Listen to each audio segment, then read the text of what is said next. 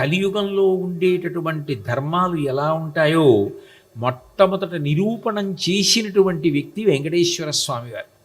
బహుశः ఈ దేశంలో మొట్టమొదటి లీజ్ అగ్రిమెంట్ సంతకం పెట్టింది వెంకటేశ్వర స్వామి వారి.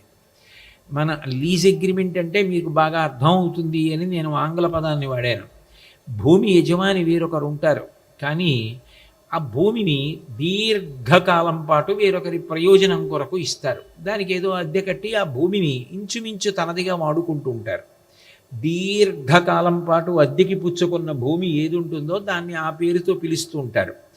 నిజానికి వెంకటేశ్వర స్వామి వారు అక్కడ ఆనందనిలయ విమానం ఏర్పాటు చేసుకుని ఆ తిరుమలలోనే ఉండాలి అని అనుకున్నప్పుడు అది మొట్టమొదట వరాహస్వామి వారిది.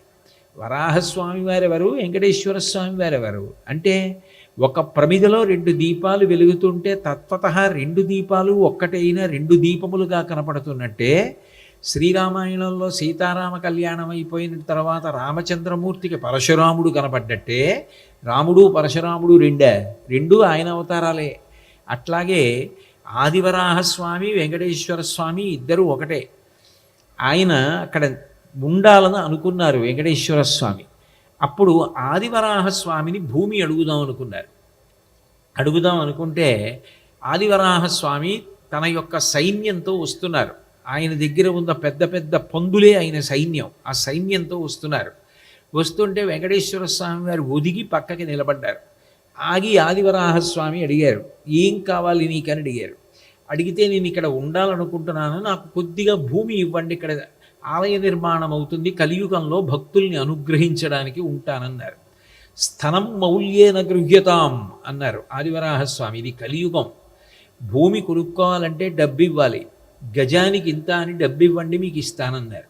అందుకే ఇప్పటికీ ఆదివరాహ క్షేత్రి అని పిలుస్తారు. మన అక్కడ జరిగేటటువంటి శ్రీనివాస గజ్జ అవి పరిశీలిస్తే మీరు మహావరాహ క్షేత్రి అంటారు. అది ఆదివరాహస్వామి వారిది. అది స్థలం మౌల్యేన గృహ్యతాం, డబ్బిచ్చి పుచ్చుకోండి అన్నారు. అంటే వెంకటేశ్వర స్వామి అన్నారు, ఇది కలియుగం, నా మీద అలిగి లక్ష్మీదేవి కొల్హాపురం వెళ్ళిపోయింది, కాబట్టి ఇప్పుడు నేను మీకు డబ్బిచ్చి తీసుకోలేను, కానీ మీకు ఒక మాట ఇస్తాను. ప్రథమం దర్శనం చాస్యాత్ నైవేద్యం క్షీరసేచనం. ఎవరైనా భక్తులు ఈ కొండకొచ్చి దర్శనం చేసుకోవాలని అనుకుంటే మొదట మీ దర్శనం చేసుకుని నా దర్శనం చేస్తేనే వాళ్ళు దర్శనం చేశారని ఫలితం ఇస్తాడు. మిమ్మల్ని ముందు దర్శనం చేయకుండా నా దగ్గరికి వస్తే ఆ దర్శనం పరిపూర్ణమైన దర్శనం కాదు. కాబట్టి ప్రథమం దర్శనం చాస్యాత్, ముందు ఆదివరాహస్వామి దర్శనం చేయాలి. అట్లాగే నైవేద్యం క్షీరసేచనం, మొట్టమొదట పాల నైవేద్యం, ఏ నైవేద్యం అయినా ముందు మీకు పెడతారు, తర్వాత నాకు నైవేద్యం పెడతారు. ఇవి 2 వరాలు ఇస్తాను, నాకు స్థలం ఇవ్వండి అన్నారు. అయితే సరే ఇస్తానన్నారు. అందుకని అక్కడ స్థలాన్ని తీసుకుని నీడ తిరగని చింత చెట్టు అని పూర్వం ఉండేదిట. ఆ చింత చెట్టు సూర్యుడు ఎటు తిరిగినా కూడా నీడ తిరిగేది కాదు, అంటే అంత పెద్ద చింత చెట్టు. ఆ చింత చెట్టు దగ్గరే ఆనందనిలయ విమానాన్ని నిర్మాణం చేస్తే అందులో వెంకటేశ్వర స్వామి వారు స్వయంభూ తనంత తానుగా అట్లా నిలబడ్డారు అని. కాబట్టి వెంకటేశ్వర స్వామి వారు కృతకంగా ఎవరో చెక్కినటువంటి మూర్తి కాదు, ఎవరో ఇట్లా నిలబడు అని చెప్పినది కాదు. కలియుగంలో గొప్ప అదృష్టం ఏమిటంటే, మిగిలిన యుగాలలో భగవంతుని యొక్క కాలికి ఉన్నటువంటి బొటనవేలి గోటి కాంతి ఒక్కటి దర్శనం చెయ్యాలంటే ఎంతో తపస్సు చేయాలి. అందుకే అక్రూరుడు అంటాడు భాగవతంలో, శూరులు తొల్లియే విభుని శోభిత పాదనక ప్రభావళించేరి భవాంధకారముల చిక్కక ఉందురు వట్టి దేవునిన్ వైరముతోడనైన పిలవన్నను పంపి శుభంబు చేసి నిష్కారణమైన ప్రేమ ఇది కంసుని పోలు సకుండు కల్గునే అంటాడు. భగవంతుని యొక్క కాలికి ఉన్న గోటి కాంతి దర్శనం అంత కష్టం. కలియుగంలో మనం ఆపాదమస్తకం ఆయన ముందు నిలబడి స్వామిని పైనుంచి కిందకి, కింద నుంచి పైకి దర్శనం చేయగలుగుతున్నాం. ఆయనని మనమెంతసేపు దర్శనం చేశామన్న దానికన్నా ఆయన మనని ఎంతసేపు చూడ్డానికి ఇష్టపడతాడన్నది ప్రధానం. వీడు వస్తున్నాడు రా, వీడిని నేను చూడాలి, వాడంటే నాకు ఇష్టం అని భగవంతుడు అన్నాడు అనుకోండి, వాడి జన్మ సార్థక్యం. మనం అక్కడ ఎంతసేపు ఉన్నామన్నది కాదు, మనని ఆయన చూడాలని ఎంత పరితపించేటట్లు మనం భక్తితో బ్రతకగలుగుతున్నాం. భక్తి అంటే ధర్మం, ధార్మికంగా బ్రతకగలుగుతున్నాం అన్నది ప్రధానమైన విషయం. వెంకటేశ్వర స్వామి వారి అవతారంలో అసలు కలియుగంలో పాటించవలసినటువంటి ఎన్నో విశేషాలు చూపించారు. నిజానికి ఆయన అవతార ప్రకటనం చేయకుండా ఒక పుట్ట యందు ఉండిపోయారు. వాల్మీకస్తం హరిజ్ఞాత్వా తుతోష మనసావిధి అంటారు. ఈ పుట్టలో వెంకటేశ్వరుడిగా స్వామివారు ఉన్నారు, సాక్షాత్ శ్రీమన్నారాయణుడు అని పొంగిపోయినటువంటి బ్రహ్మగారు ఆవు రూపాన్ని పొందాడు. బ్రహ్మాధీను శివోవత్స గోపాలీ కమలాలయ. బ్రహ్మగారు ఆవయ్యారు, శివుడు దానికి దూడ అయ్యారు, లక్ష్మీదేవి వాటి రెండింటినీ పోషించేటటువంటి స్త్రీగా మారింది. ఆ ఆవు వచ్చి పాలు ఆ పుట్టలోకి వదిలిపెట్టేస్తోంది. రోజు స్వామివారు పాలు త్రాగుతూ ఉండేవారు. రోజు ఈ ఆవు పాలు తీసుకొచ్చి ఇక్కడ వదిలేస్తోంది, ఈ ఆవు ఇంటి దగ్గర పాలు ఇవ్వట్లేదని చోళరాజు పత్ని నన్ను శిక్షించిందన్న కోపంతో ఆ ఆవుని కాపాడే వ్యక్తి గొడ్డలి తీసి కోపంతో దాన్ని అనుసరించి జాగ్రత్తగా పరిశీలిస్తే ఇది పుట్టలో వదిలేస్తోంది, దీనివల్ల నేను దెబ్బలు తిన్నాను అని చెప్పి గొడ్డలి విసిరాడు. ఆ గొడ్డలి వెళ్ళి ఆవు మీద పడుతోంది. ఆవు ఎట్టి పరిస్థితుల్లో పూజింపబడాలి తప్ప సాధు గోమాత భరతభూ శ్వాసకోశ మరియు దాని బంధింపలుడికిపోదెవట దళంబున కనుమూయువాని కడుపు అంటారు. ఒక మనిషికి ఊపిరితిత్తులు ఎంత ప్రధానమో ఆవు అంత గొప్పది. సనాతన ధర్మంలో గోవుని మించింది లేదు. అటువంటి గోవు ఎక్కడ దెబ్బతింటుందో, తన కళ్ళ ముందు ఎక్కడ ఆవు నిత్తురు పడుతుందోనని వెంకటేశ్వర స్వామి వారు అకస్మాత్తుగా పైకి లేచి ఆవుకు అడ్డు నిలబడ్డారు. ఆ గొడ్డలి వచ్చి ఆయన తలకి తగిలింది. సప్తతాళ ప్రమాణేన రక్తస్ఫూర్తిరభూస్తథా అన్నారు. 7 తాడి చెట్లంత ఎత్తు నిత్తురు పైకి లేచిందిట. అంటే ఆయన అవతార ప్రకటనలో మొట్టమొదట చేసింది ఏది అంటే గోపోషణ, గో సంరక్షణ చేశారు. గోవుని రక్షించడం కోసమని వెంకటేశ్వర స్వామి వారు నిజానికి భూమిలో పుట్ట నుంచి పైకొచ్చారు. కారణం ఏమిటి అంటే కలియుగంలో చాలా తేలికగా తరించడానికి మార్గం ఏది అంటే గోసేవ.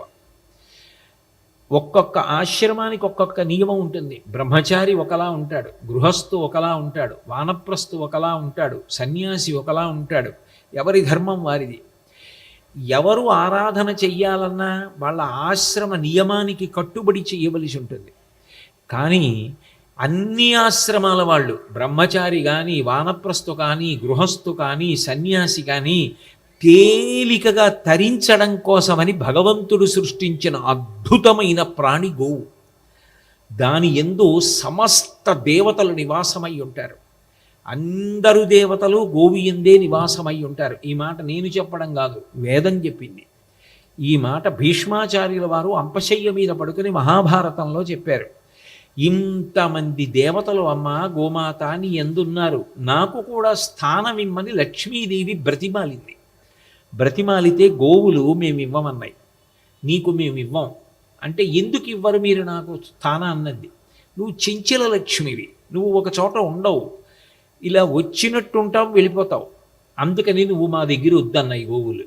అంటే అప్పుడు లక్ష్మీదేవి అంది, నేను వెళ్ళిపోతాను అంటే కారణం ఆ వ్యక్తి దగ్గర ఉంటే సమాజం వాడి వల్ల పాడైపోతోంది అనుకున్నప్పుడు వాడిని వదిలిపెట్టి వెళ్ళిపోతాను.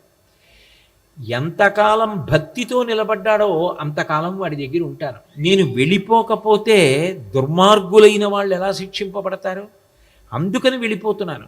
మీరు నన్ను అవకాశం ఇచ్చి స్థానం ఇచ్చి కాపాడకపోతే నాకు అప్రతిష్ఠ వస్తుంది. కాబట్టి నాకు మీరు స్థానం ఇవ్వండి అని లక్ష్మీదేవి గోవుల్ని బ్రతిమాలుకుంది. ఇది నేను చెప్పిన మాట కాదు, భీష్ముడు అనుశాసన పర్వంలో చెప్పాడు. మామూత్ర పురీషంబులు భామ పరమ పవిత్రములు. అప్పుడు గోవులు అన్నటువంటి మాట, ఓ భామ లక్ష్మీదేవి, మా మూత్రము మా పురీషము మా పేడ పరమ పవిత్రములు. 84 లక్షల జీవరాశులలో ఏ ప్రాణి వదిలిపెట్టిన మలమైనా కూడా దుర్వాసన. ఒక్క ఆవు పేడ మాత్రం సువాసన, ఎందుకంటే అది లక్ష్మీస్థానం. మామూత్ర పురీషంబుల భామా వేదంబులెరుగు పరమ పావనములు కావున నీవా మేలుగు వస్తువులన్ ప్రీతి ధామములయ్యుండుము ఇంపు తలకొన మాకున్ అంది అన్నయ్య గోవులు. ఓ లక్ష్మీదేవి, ఇక పైన మా మూత్రమునందు మా పేడయందు నువ్వు నివాసం చెయ్యి అన్నాయి.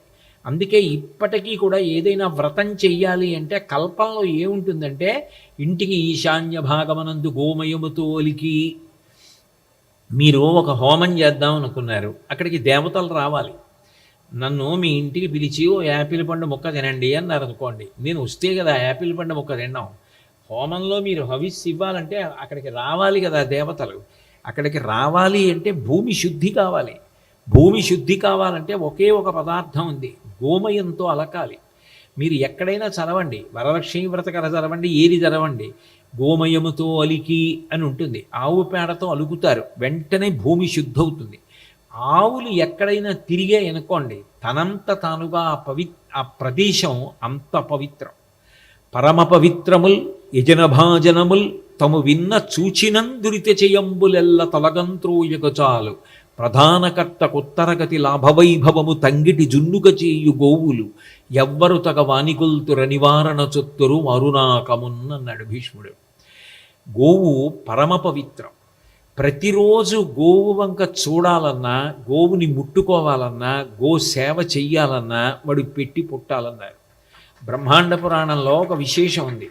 చతుర్ముఖ బ్రహ్మగారు కూర్చుని ఉండగా ఆయన కుడి చేతి పక్కన కొంతమంది కూర్చున్నారు, ఎడమ పక్కన కొంతమంది కూర్చున్నారు. ఎడమ వైపు కూర్చున్న వాళ్ళకన్నా కుడివైపు కూర్చున్న వాళ్ళు కొంచెం గొప్పవాళ్ళు అని గుర్తు. మీ కుడి పక్కన కూర్చున్న వాళ్ళు ఎవరు, ఎడమ పక్కన కూర్చున్న వాళ్ళు ఎవరు అని అడిగారు వచ్చిన వాళ్ళు.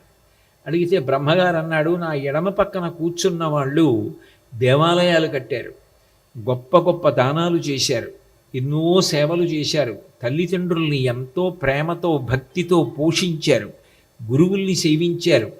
నా కుడివైపున ఉన్న వాళ్ళు ఉన్నారే, వీళ్ళందరూ గోసేవ చేసిన వాళ్ళు, అందుకని నాకు కుడివైపు కూర్చోబెట్టుకున్నానన్నాడు. అసలు గోవు లేనిదే ధర్మచక్రం లేదు. ఆవు పాలు లేకపోతే, నెయ్యి లేకపోతే హోమం దేని పెట్టి చేస్తారు? హోమం చేయకపోతే దేవతలకు హవిస్సు ఎలా పెడుతుంది? దేవతలకు హవిస్సు వెళ్ళకపోతే వర్షం ఎలా పడుతుంది? మఖము చెయ్య వజ్రిమది సంతసించును వజ్రి సంతసింప వానకురియు వానకురిసి గసవు వసుమతిపై పెరగు గసవు మేసి ధేను గణము బ్రతుకు. అందుకే గోవు పరమ పవిత్రముల్ యజనభాజనముల్ తము విన్న చూచినం దురిత చేయంబులెల్ల తొలగంత్రోయగ చాలు. రోజు ఆవు వంక చూడగలిగితే చాలరా అన్నారు. అది అంత గొప్పది. దురిత చేయంబులెల్ల తొలగంత్రోయగ చాలు ప్రధానకర్త కొత్తరగతి లాభవైభవము తంగిటి జున్నుగ చేయు గోవులు. ఓ హోమం చేస్తున్నప్పుడు ఆ పక్కన ఆవుని కట్టి ఉంచితే ఆవు ఆ మంత్రాన్ని కానీ వింటూ ఉంటే ఆ చేసినటువంటి కర్త పూర్ణ ఫలితాన్ని పొందుతారని చెప్పాడు భీష్ముడు. అంతేకాదు, తన ఇంటి లోపలికి వెళ్ళి బయటికి వచ్చి, లోపలికి వెళ్ళి బయటికి వచ్చి ఎంత స్వతంత్రంగా తిరుగుతాడో స్వర్గానికి అంత తేలిగ్గా పెడుతున్నాడు రా గోసేవ చేసినవాడు, ఎందుకంటే వాడు ధర్మమూలాన్ని కాపాడుతున్నాడు అన్నాడు. అంత గొప్పదైన గోవు చెనకపడకూడదు అని చెప్పి వెంకటేశ్వర స్వామి తన తల అడ్డుపెట్టి గొడ్డలి దెబ్బతిని రక్తం కారుతుండగా అవతార ప్రకటనం చేశారు. అంటే మీరు కూడా గోసేవ చెయ్యండి, గోవుల్ని రక్షించండి, గోవుని కాపాడండి, గోవుని పూజించండి. గౌరవారగ్నిహోత్రం. రోజు హోమం చేయకపోయినా చేత్తో ఇంత గడ్డి పట్టుకుని మీరు ఆవుకి తినిపించారనుకోండి, ఉత్తర క్షణంలో మీరు హోమం చేసి పూర్ణాహుతి చేశారు అని వేస్తారు. అందుకని గోవు అగ్నిహోత్రమే. అగ్నిహోత్రం ఎట్లా? శ్రియం హుతాశన. శ్రియం ఉన్నతిని ఇస్తుందో అట్లాగే గోసేవ కూడా ఉన్నతిని కల్పిస్తుంది. అంత గొప్పది గోసేవ. పెట్టి పుట్టాలి గోసేవ చెయ్యాలంటే అన్నారు. అందుకే మేము ఎప్పుడు ఎక్కువ ఎక్కడ తిరుగుతూ ఉంటాము అంటే మేము అందరం కలిసి ఆ గోశాలలోనే తిరుగుతూ ఉంటాం. ఆ గోశాలలో తిరుగుతుంటాం, గోసేవ చేయగలిగినంత చేస్తుంటాం. శాస్త్రవాక్కు మీద నమ్మకానికేగా శ్రద్ధ అని పేరు. చెప్పడానికి పనికి వచ్చింది, చేయడానికి పనికి రాకపోతే అది శ్రద్ధ అని ఎలా అనిపించుకుంటుంది?